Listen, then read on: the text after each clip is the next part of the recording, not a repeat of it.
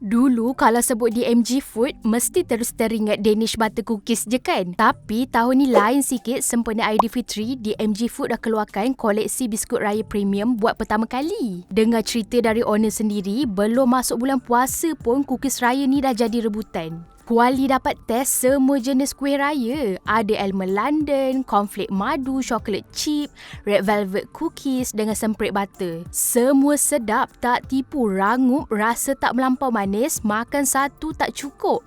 Tiba-tiba terus rasa macam dah nak raya. Untuk koleksi kali ni, DMG Food ada dua kategori, premium dan golden taste. Walaupun dibuat di kilang, jangan risau, rasa dia macam kuih raya homemade, memang berbaloi dengan harga. Kalau nak beli, senang je, boleh cari online dekat MyGlo dan DMG Food pun ada jual di 14 lokasi R&R Strategi.